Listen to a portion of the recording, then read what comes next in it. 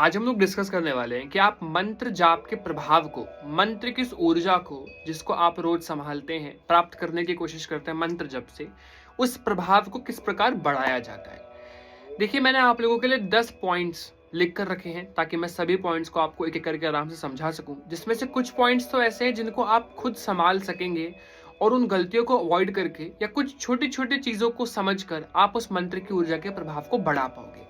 लेकिन आखिरी 2 पॉइंट्स कुछ इस प्रकार के रहेंगे जिनको आप कंट्रोल नहीं कर सकते, वो नियति के अनुसार ही है। लेकिन यस, बाकी 8 चीजों को अगर आप कंट्रोल कर लेते हैं तो आप मंत्र की ऊर्जा को अच्छे से समझ पाएंगे, मंत्र की ऊर्जा के प्रभाव को बढ़ा पाएंगे, ताकि उस मंत्र जप का जो फल या ऊर्जा है वो आपको बहुत ज्यादा प्राप्त हो।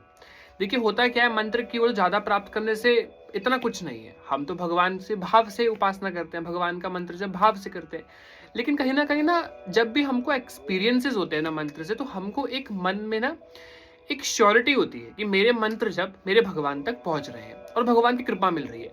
बस ये श्योरिटी अगर हमें नहीं मिलती है तो हर कोई परेशान होता है और उन्हें लगता है कि भगवान के मंत्र जब अगर वो कर रहा है तो वो या तो पहुंच नहीं रहे हैं या भगवान स्वीकार नहीं कर रहे हैं, कुछ ना कुछ गड़बड़ हो रही है। लेकिन जैसी कोई ना कोई भगवान की तरफ से साइन मिल जाता है, वो वहीं पर खुश हो जाता है। तो कुछ इसी प्रकार की चीज है कि मंत्र जप के प्रभाव को किस प्रकार बढ़ाकर मंत्र जप की ऊर्जा को प्रबल आप कर सकते हैं, इसके ऊपर हम डिस्कस करने वाले हैं।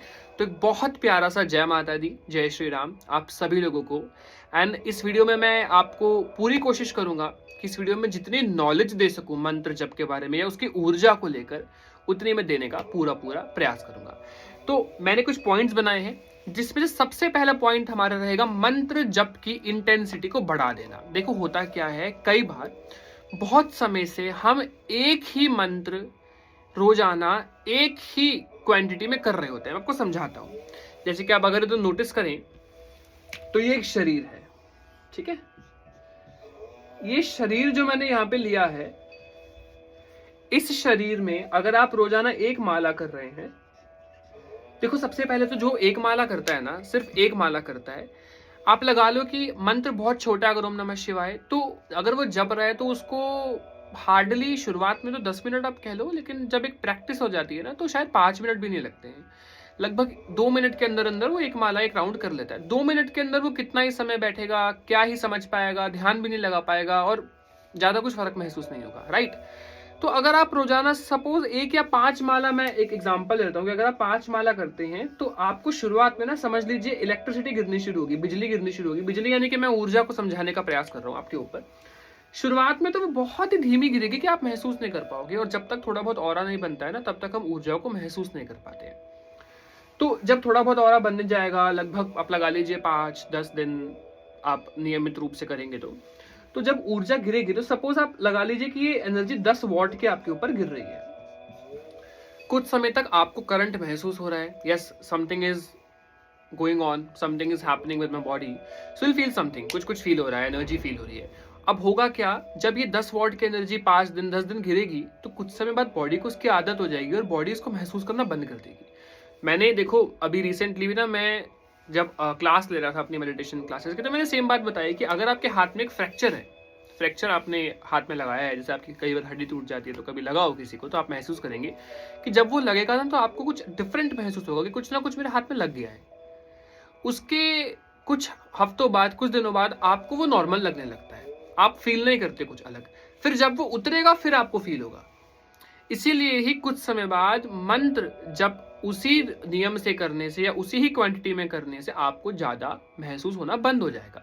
ऊर्जा अभी भी गिर रही होगी लेकिन बंद हो गई अब महसूस होना।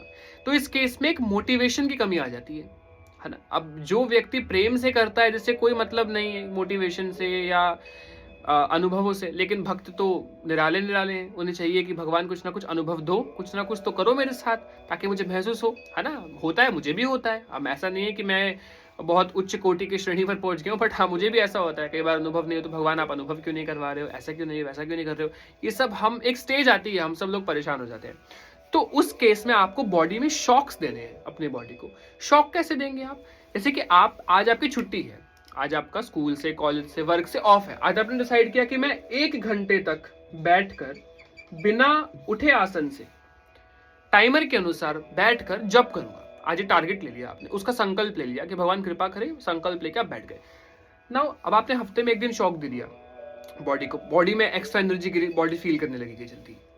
या आपने एक बार ऐसे संकल्प ले लिया, जैसे आप बस में कहीं ट्रैवल कर रहे हैं कि मैं पूरा समय जब बैठा रहूंगा, किसी से बात नहीं करूंगा, मानसिक रूप से जप करता रहूंगा। तो बॉडी को शॉक्स देना या कुछ समय बाद बॉडी की एनर्जी की यानी माला की क्वांटिटी को बढ़ा देना, बॉडी को शॉक्स देना, बीच बीच में साधनाएं करना। जैसे अगर आपको कोई ब्रेक आ रहा है, नवरात्रे आ रहे हैं, तो साधना उठा ली कि मैं व्रत करके अखंड ज्योत प्रज्वलित करके जप करूंगा।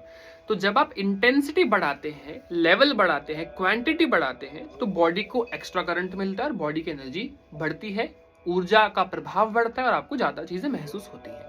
दूसरे पॉइंट पर आते हैं। मैंने पहले पॉइंट को ही समझाने में लगभग 6 मिनट लगा दिए, थोड़ी स्पीड बढ़ानी होगी। अगले पॉइंट पर आते हैं, मानसिक रूप से मंत्र जप सदैव चलाना। देखिए मैं हमेशा कहता हूं, आप चाहे नहा रहे हैं, आप चाहे घर का काम काज कर रहे हैं, आप चाहे स्कूल कॉलेज जा रहे हैं, ऑफिस जा रहे हैं, ट्रैवलिंग के दौरान, घूमते फिरते वक्त, इवन वॉशरूम में भी मानसिक रूप से जप आप कर सकते हैं। तो सदैव चलते फिरते उठते बैठते मन मन में सदैव बिना होठ हिलाए जीभ हिलाए मन मन में आपकी चैंटिंग मंत्र की हमेशा चलती रहनी चाहिए। जैसे अगर आप ओम नमः शिवाय जपते हैं तो मन मन में ओम नमः शिवाय, ओम नमः शिवाय, ओम नमः शिवाय चलता ही रहे। राम नाम जपते हैं तो श्री राम श्री राम श्री राम। ओम दुम दुर्गा नमः जपते हैं तो ओम दुम दुर्गाय नमः, ओम दुम दुर्गाय नमः, ओम दुम दुर्गाय नमः। इस प्रकार जपते रहे।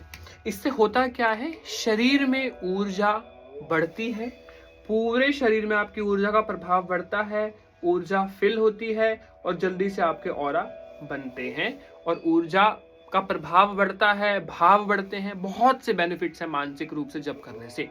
मैं तो हमेशा ये भी कहता हूं कि आप आसन पर जब बैठते हो, माला से जप कर रहे हो ना, तो उस समय भी आप मानसिक ही जपें।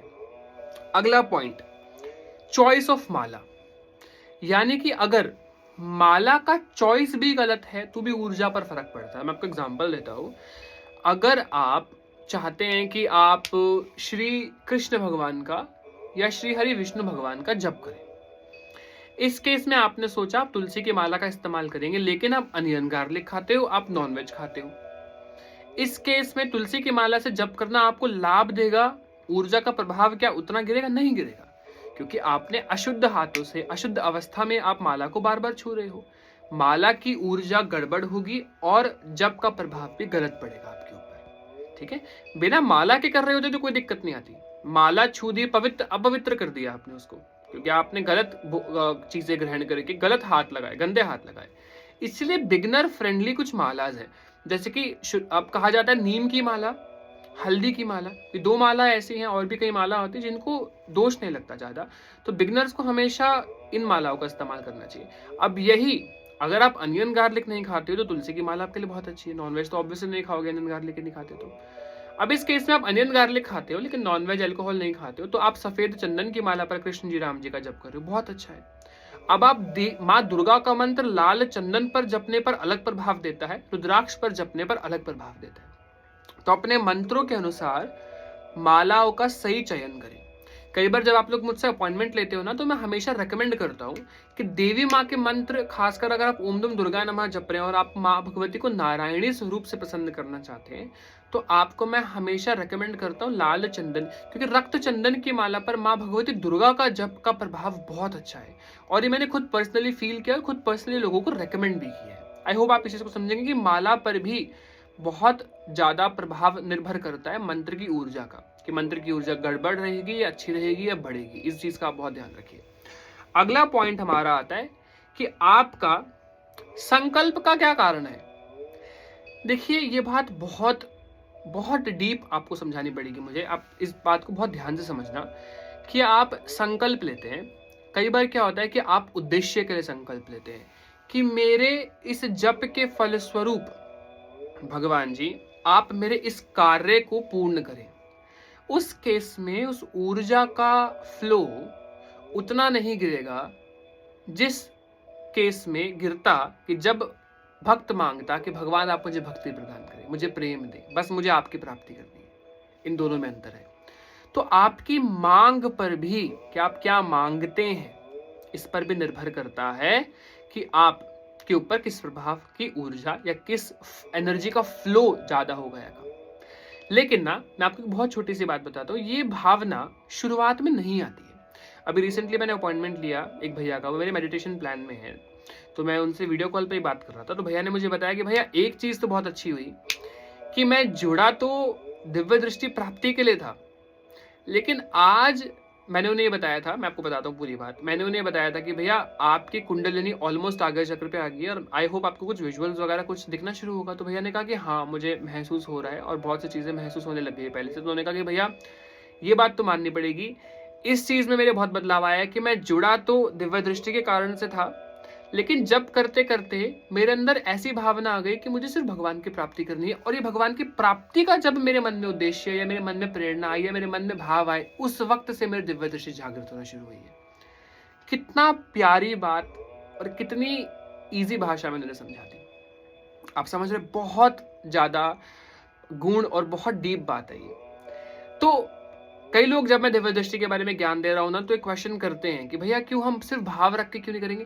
बिल्कुल भाव रख के करिए, लेकिन ज्ञान बहुत जरूरी है, ठीक है। दूसरी बात, आप भले ही जुड़ लालच से रहे, एक बार माला तो उठाइए। आपने जैसे ही माला उठाई, भगवान की तरफ कदम किया, आप तो भगवान की तरफ हाथ बढ़ा लेंगे। जिस दिन भगवान ने आपका हाथ पकड़ लिया ना, उस दिन आपके मन से ऑटोमेटिकली मांग, और जिस दिन मांग मिट गई उस दिन आपको प्राप्ति भी हो जाएगी, ये गारंटेड है। आगे बढ़ते हैं। तो संकल्प का रीजन, अब इसमें फिर भाव भी आ गया, अगला पॉइंट कि आपके भाव क्या है। अब सोचो भाव, अब कई बार होता है ना, हम जाप करते करते इतने भाव विभोर होते हैं कि हम रोने लगते हैं, और उस समय आप नोटिस करो तो आपको ऊर्जा ऐसी महसूस होगी, एक ऐसी तड़पन अंदर से महसूस होगी, एक ऐसी ऊर्जा गिरती हुई आपके शरीर पे आपको महसूस होगी, पूरे रोम रोम आपके जागृत हो रहे होंगे, पूरे बॉडी पे रोंगटे खड़े हो रहे होंगे। इस अवस्था में ऊर्जा का फ्लो इतना बढ़ जाता है, इतना ज्यादा बढ़ जाता है कि आपको मैं बता नहीं सकता हूँ। तो आपके भाव पर भी निर्भर करता है आपकी ऊर्जा का फ्लो। मैं फटाफट से एक बार एक चेक करता हूं मैंने कितने पॉइंट्स क्लियर कर दिए हैं। अच्छा, एक बहुत इंपॉर्टेंट पॉइंट आ गया, मंत्र की ऊर्जा को क्लीन करना। देखो, मैंने ये बात कई बार पहले नोटिस की है कि मंत्र को क्लीन करना बहुत जरूरी है। ब्रह्मांड से जब मंत्र आपके शरीर में एंटर करते हैं तो कॉस्मिक एनर्जी 100% क्लीन कभी भी नहीं होती है, क्योंकि ऊर्जा ना कई बार आपकी हीलिंग करने के द्वारा, स्कैनिंग करने के द्वारा, कुछ भी करने के द्वारा, या आप जब भी करते हैं तो ऊर्जा का फ्लो थोड़ा बहुत गड़बड़ भी शरीर में आता है। ऊर्जा कई बार 100% प्योर नहीं होती, उसको क्लीन करने की आवश्यकता होती है। और कुछ मंत्र को तो स्पेशली क्लीन करने की आवश्यकता होती है, जैसे नवार्ण मंत्र का जो लोग जप करते हैं उनको हवन बहुत जरूरी है करना।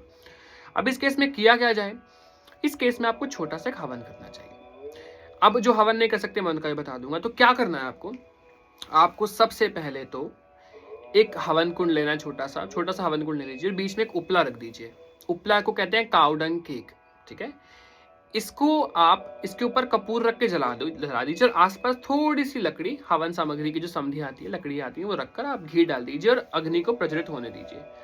मैं छोटा सा प्रोसेस बता रहा हूँ। जब अग्नि प्रज्वलित हो जाए तो साइड में एक लोटा होना चाहिए, उस लोटे को अपने हाथ में जल लिया और 3 बार घुमाया और प्रार्थना करनी है कि हे अग्निदेवता को स्नान करा रहे हैं, ऐसी प्रार्थना करते हैं, अग्निदेवता नमः 3 बार घुमाकर जल को हवन के पास गिरा दीजिए, हवन के अंदर नहीं पास, और हल्की छींटे आप डाल सकते हैं। उसके बाद अग्निदेवता को पुष्प अर्पित कर तिलक अर्पित कर थोड़ा घी डाल देंगे, और हम लोग लौंग इलायची रख लेंगे हमारे पास। अब हवन सामग्री भी रख सकते हो, हवन सामग्री में लौंग इलायची मिला सकते हो, सिर्फ लौंग इलायची दे सकते हो। सबसे पहले 2 आहुति ओम श्री गणेशाय नमः स्वाहा कहकर डालने। इस केस में मंत्र मुख से बोलना है, मानसिक नहीं। ओम गम गणपताय नमः स्वाहा या ओम श्री गणेशाय नमः स्वाहा कहकर गणेश जी की डाल दी।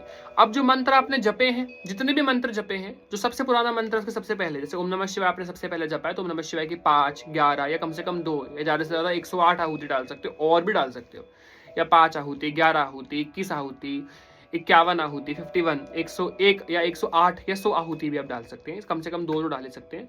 जैसे गणेश जी की 2 डाल दी, क्योंकि जपते नहीं है, बस ऐसा रिचुअल डाल रहे हैं। इसके बाद आप शिव जी की डाल दीजिए, माँ दुर्गा की डाल दीजिए। इसके अलावा आप पंच देवताओं के डाल सकते हैं। पंच देवता कौन से हैं, जिसमें से आते हैं सूर्य भगवान, ओम ह्राम ह्रीम ह्रोम सहा सूर्याय नमः स्वाहा या ओम सूर्याय नमः स्वाहा कहकर डाल दीजिए, 2 आहुति।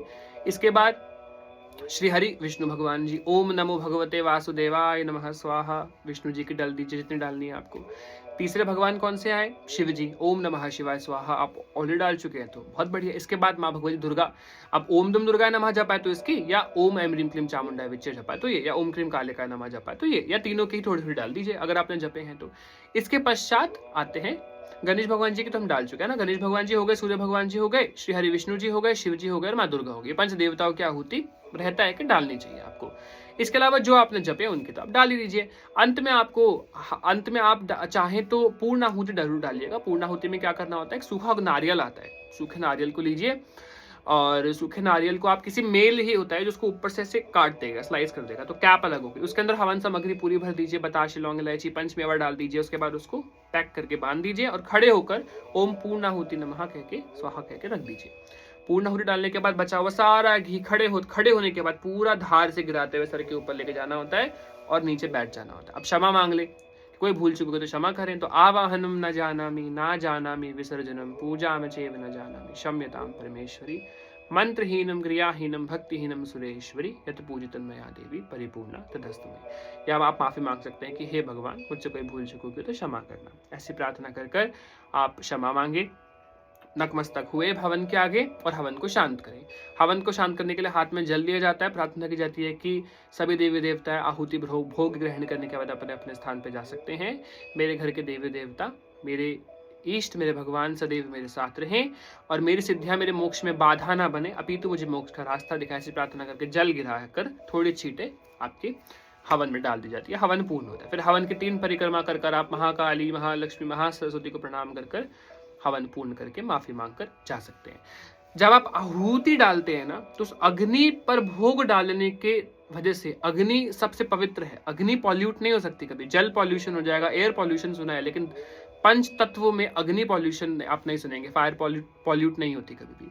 तो उस केस में फायर में जो भी डस्ट जाएगा आपकी ऊर्जा का, वो आप उस समय एक ना धारा बन जाती है। आपकी धारा अग्नि में जाकर प्योर होकर आपके पास आ रही होती है। तो पूरा ऑरा एनर्जी, घर की एनर्जी, आपकी एनर्जी, शरीर की कुंडलिनी की एनर्जी, दृष्टि की एनर्जी, पूरी एनर्जी एक्सचेंज होकर क्लीन हो रही होती है। अग्नि से जाके प्योर होकर वापस आती है डबल होकर। तो हवन करना, अब कोई लोग, जो लोग रोज हवन करते हैं वो भी गलत है। तो बॉडी की एनर्जी को इतनी आदत भी मत डालिए, इतनी छुई मुई नहीं बनना है कि हल्की सी भी डस्ट आप नहीं सह पा रहे हैं। तो इसलिए प्लीज कोशिश करो कि एटलीस्ट ज्यादा से ज्यादा अगर किसी का करने का मन है तो वीक में 1 या 2 बार, प्लीज रोज नहीं करते हैं कभी भी हवन, अनलेस एंड अनटिल आप साधना पर है, संकल्प पर है। इसके बाद आता है कलर ऑफ द आसन। आसन के कलर पर भी निर्भर करता है आपकी ऊर्जा किस प्रकार की है। हमेशा ब्लैक, ब्राउन, ब्लू अवॉइड करो। हाँ, थोड़ा बहुत बना हुआ है आसन पे तो चलेगा, पूरा ब्राउन, पूरा ब्लैक नहीं होना चाहिए। या तो आसन व्हाइट हो, red is best, yellow is best, then otherwise white. Avoid blue, brown, black. Energy बहुत वर्स्ट आपको मिलेगी इसकी वजह से। इसके बाद संकल्प का रीजन वाला पॉइंट मैं क्लियर कर चुका हूं। एक आता है कि मंत्र किसके द्वारा दिया गया है। अगर मंत्र किसी बहुत अच्छे गुरु द्वारा दिया जाता है तो उसका प्रभाव बहुत अच्छा होता है। परंतु कलयुग के समय में अच्छे गुरु का चयन करना, ढूंढ पाना बहुत बहुत कठिन है।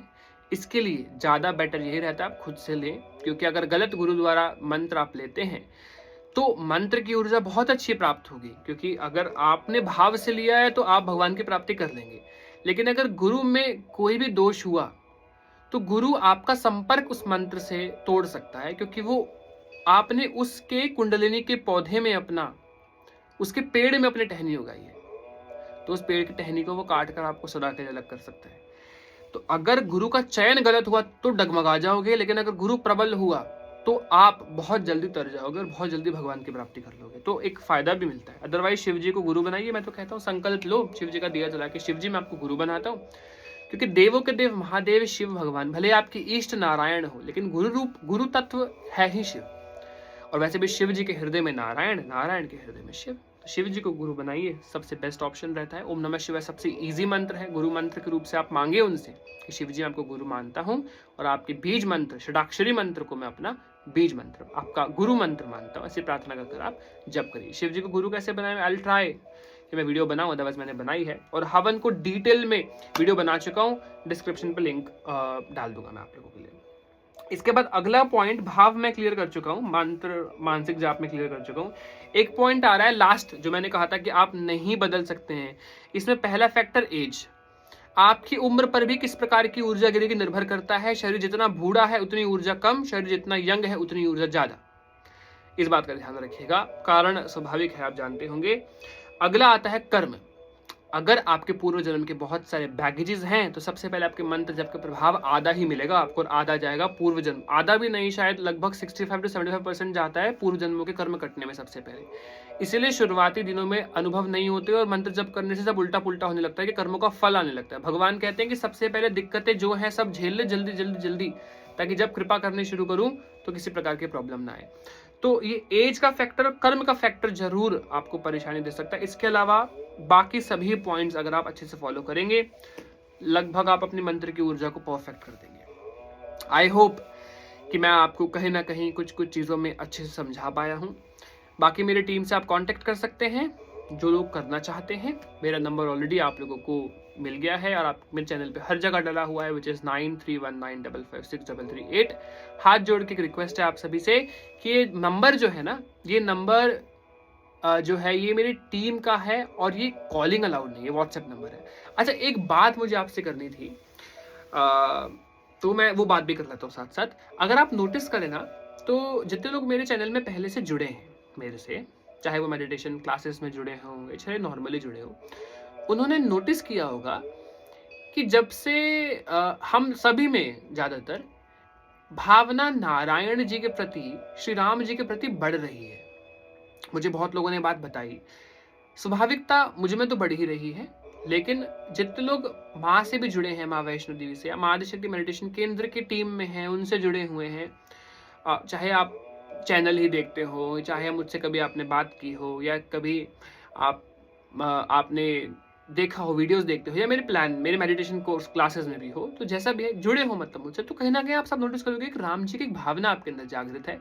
जब से हमने राम जी की प्राण प्रतिष्ठा शुरू की है, या राम जी का प्लान भी किया है स्थापित करने का, या राम जी का मन में भाव भी आया है, तो हम लोग एक बहुत अलग, जिन किसी के अंदर भी स्वभाव या भावना आई है, वो माँ वैष्णो देवी की असीम कृपा से आई है और एक अलग लेवल पर पहुंचने के लिए आई है। क्योंकि श्री नारायण जी की प्राप्ति का मन में विचार आना या भाव आना आपके सहस्त्रार चक्र के करीबी को दर्शाता है। तो एक बहुत पॉजिटिव, बहुत प्यारा, बहुत अच्छा चेंज आपके लाइफ में आने वाला है। और हम सब लोग तो मिलकर श्री राम जी की साधना भी ऑलरेडी शुरू कर चुके हैं। उनका अनुष्ठान काफ़ी समय से हम लोगों का चल भी रहा है और जो जितने भी हमारे मेडिटेशन प्लान में उन सबका शुरू हो भी गया है। तो मैं ये सभी लोगों से प्रार्थना करूंगा कि आप सभी लोग भी राम नाम का जप थोड़ा थोड़ा जरूर करें और प्रार्थना करें। श्री राम जी की जो स्थापना माँ आदिशक्ति मेडिटेशन केंद्र के द्वारा होने वाली है, आप सभी के हेल्प से, तो वो अच्छे से हो जाए। श्री राम जी जल्दी जल्दी अपने अपने स्थान पर स्थापित हो जाए और जो भी उनके दर्शन करे या जो भी उनको देखे उनसे मांगे, उन सबकी इच्छा भी श्री राम जी पूर्ण करें। बाकी जय माता दी, जय श्री राम। बहुत प्यारा सा आप सभी लोगों को जय माता दी।